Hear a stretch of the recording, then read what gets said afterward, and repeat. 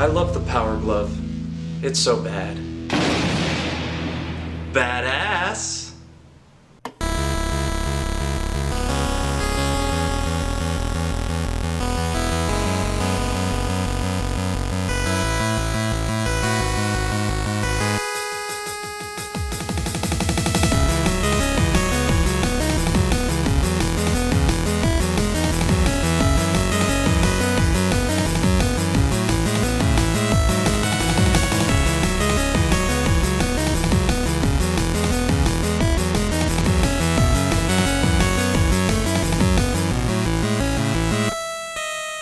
Super Glove Ball for the Nintendo Entertainment System.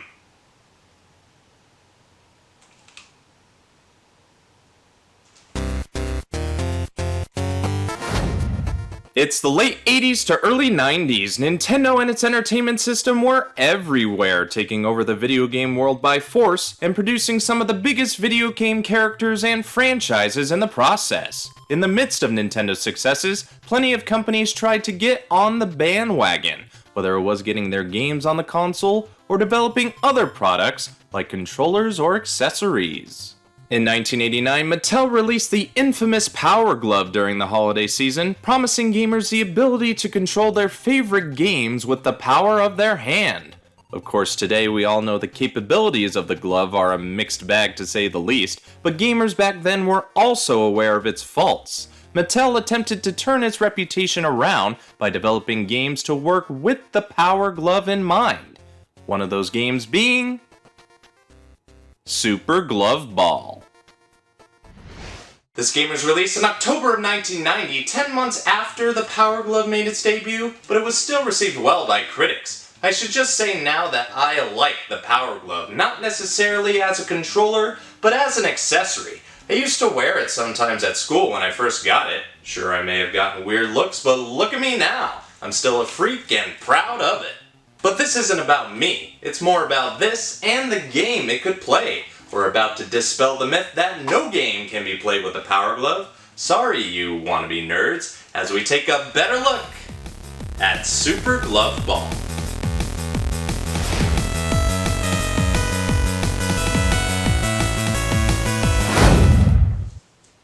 Before we can use this glove of power, there's an extra step we have to take care of.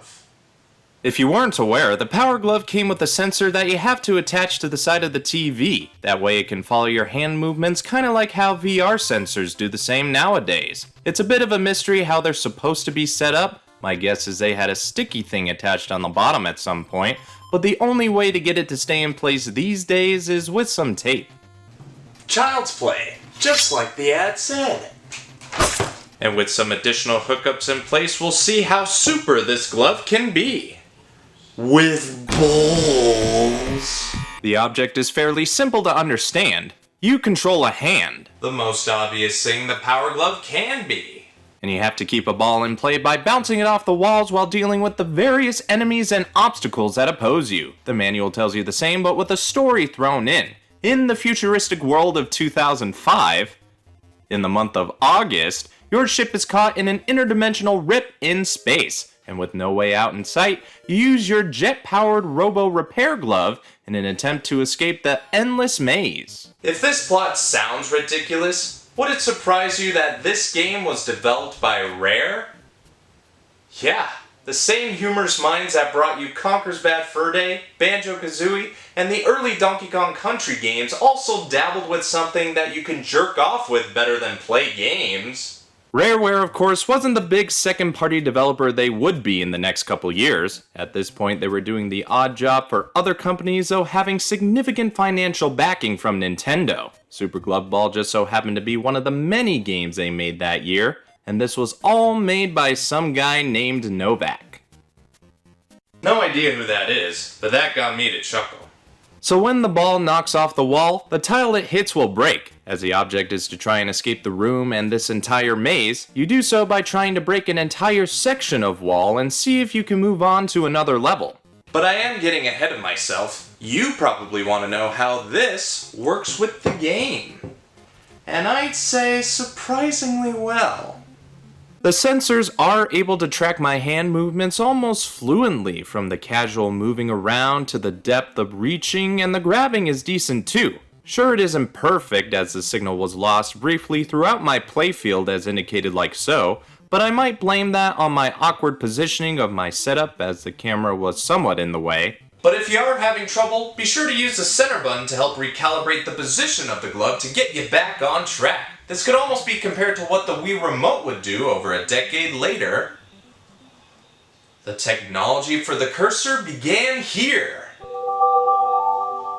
Back to the game now. When you completely knock off a section of the wall, an arrow may appear pointing you can move on there. If you move to that section of wall and hit select, you can proceed to that room and see how far you've gone in the level. Now I know that'll sound dull as the gameplay looks sluggish, but luckily there's a few things to liven up the action.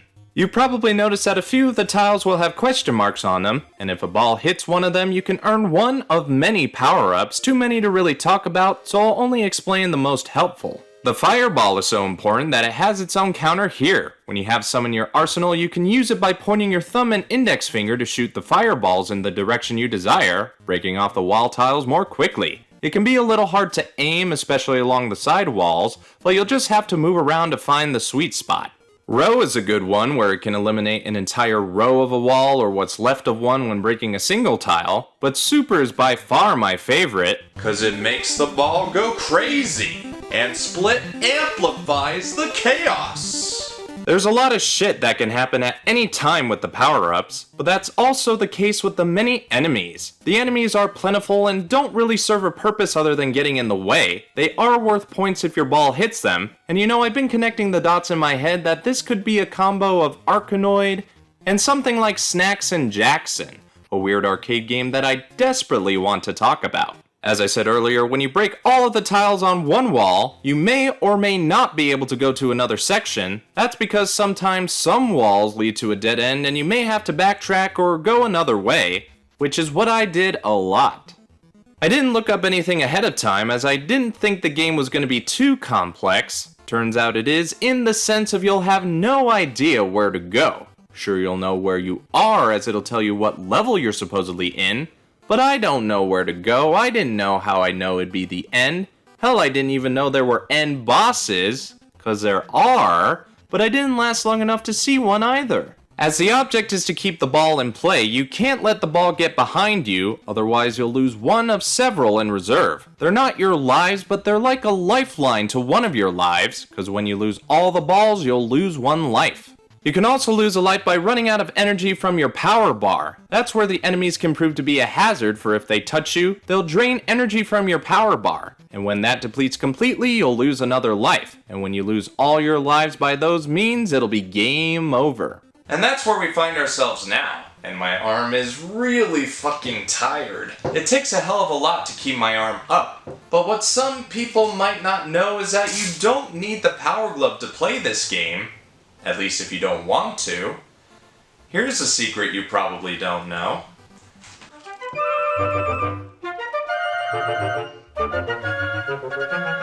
No, I'm totally screwing with you. Playing with the controller makes the game a little simpler, and it for sure gives my arm a sigh of relief. You move around with the D-pad, A is used to move inward and outward of the maze, B makes the glove make a fist or grab the ball, and select doubles as shooting the fireballs as well as advancing to the next level. The game gets a little easier using this control method, as I said before, but I say the novelty was lost this way too. Without the glove, this game isn't that special. It's just a generic 3D-ish puzzle game. Unless they branded it with the Cube moniker, but that would come out 7 years later. The Power Glove really did go hand in hand with this game. It didn't make the game harder to play, nor did it make it any easier, and the same can be said with the regular control pad. I still got lost, still not bothering to check a guide because I still wanted to see if I stood a chance getting past at least the first area and show off other things I haven't reached yet. But instead, the game trolled me with warps that sent me all the way back to the beginning of the area, and that was annoying. I did find a different room that I believed to be a bonus stage, but I didn't last long. And that was the only other thing of note I did while playing for an hour and playing with the glove on for a half an hour. This is one of those games that's going to take a lot of trial and error and roaming around to find a way to move on from this. This is what you're trapped in, apparently. But if you want to see more of what this game has to offer, there is a secret way to get farther in the game without all the hassle and potential pain. To my surprise, there are a couple codes to be found online for Super Glove Ball. The one we're interested in concerns selecting a stage. If you input the following number code into the Power Glove, or input the following code on the regular NES controller, a number will appear on the bottom of the title screen. This allows you to select one of 10 stages across the 3 areas, letting you see stages that you may not have reached before. I did just that, and boy, this game doesn't fuck around. It gets tougher after the first area with more crap thrown around the new stages and a lot more varied enemies that's actually quite impressive. I still didn't make it far in any level I selected, and that left me asking, where does the power lie?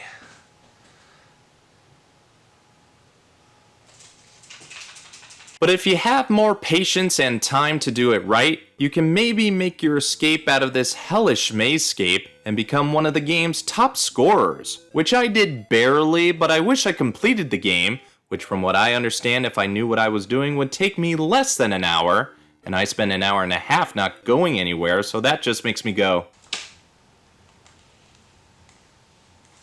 But that is how this game is played in 2 different ways, and it was interesting to say the least. Each way to play made the game balanced for the most part, not additionally difficult or too easy if you switched it up. So it keeps the game even no matter how you play it, but there is a better way to play if you want to avoid strain.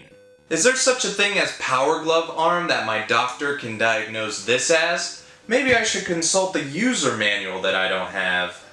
Oh, they recommend playing in an armchair, huh? You heard it here first. Manuals serve a purpose, and that's to save lives. Oh.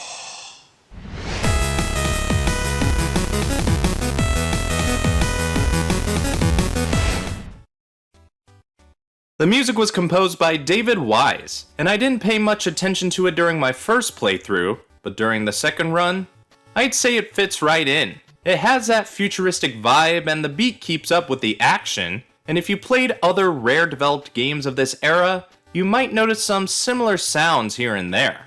God, wouldn't it be funny if they tried to compose the game with this power jerker? How would that even work?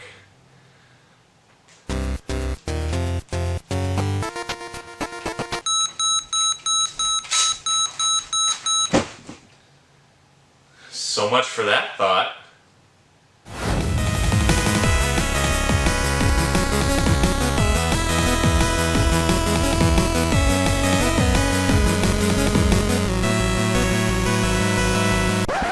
Well, besides the level select code that I already talked about, plus a couple other codes that you can find online, there's no other extra content to speak of.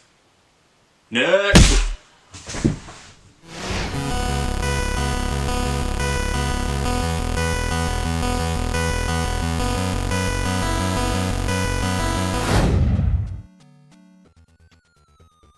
Super Glove Ball, though being technically impressive, didn't find a home with gamers, and it supposedly didn't sell well, though the official sales numbers haven't been verified. Another game was released earlier for the Power Glove, Bad Street Brawler. I had it and played it a little, and like its namesake, gets bad with the glove, but it has more of a history than some may realize, and I'll probably tell you more about it in a future video.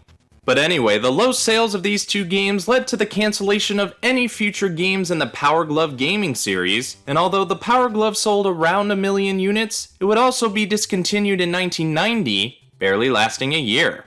But it never truly died in the eyes of some, as the Power Glove has continued to pop up in various films, television, memes, and being used for other purposes other than gaming over the years, proving that this glove of power had some sort of positive impact. Go figure. So, what is my rate to play? There was no way I could get by making this show without bringing up the Power Glove at least once, one of the best and worst controller accessories ever made. Sure, it was overhyped, but it's not as bad as it's been led to believe over the last 3 decades. and this game proves it. In a way. If there were more games like Super Glove Ball that showed off what a high-tech motion controller like this could do, then maybe it could have been the future Nintendo would give us with the Wii. Honestly, it would have been sweet to have a remote do all this back in the 90s, but the Power Glove tried to do more. Attempting to bridge a gap between virtual reality and regular gaming, the Power Glove wanted you to be one with the games, and you kinda get that sense with Super Glove Ball and maybe a couple others, but that's only when they actually work with it. Super Glove Ball itself is a fascinating game, as it's cool to see the Power Glove work as intended, but without it, it loses that charm. It's still a passable game alone, but you should play it with the Power Glove if you're able, but try to find the most comfortable position when playing. I know a good couch provides many positions. To conclude, I give this game a play rate of... play. But that's only my opinion. If you have your own thoughts, leave a comment. If you like what you see, leave a like. If you think others would enjoy this, share it around the web. And if you want to see more, subscribe. Anyway, this has been BrianTheBlue Game Reviews, Super Glove Ball for the NES. Brian here, want to quickly say thanks for watching this game review, as this and other content wouldn't be possible without you. I appreciate anyone and everyone who watches my videos from all across the world, but it alarms me that over 80% of viewers aren't subscribed to the channel. So I'd like to reiterate and ask you to subscribe as well as ringing the bell to stay notified. That way you can stay up to date with future content that'll appear on the Jacobians channel. Presently I put out new quick views and current calamities every month, and my brother Alex has a brand new show all about wrestling games called WrestleBound. You might want to stick around as we're only getting started. You can also find me on a couple of other channels. I run the Starfighters Arcade channel, where we take a look at the history of our machines on the floor as well as show you our new arrivals, and on Millennial X, where me, arcade buddies, and family get into shenanigans playing, hunting, and reviewing games. If you want to explore more content, these would be the first places to go. That's all the time I got, but be sure to click the icon now if you want to watch the previous or upcoming episodes of Game Reviews.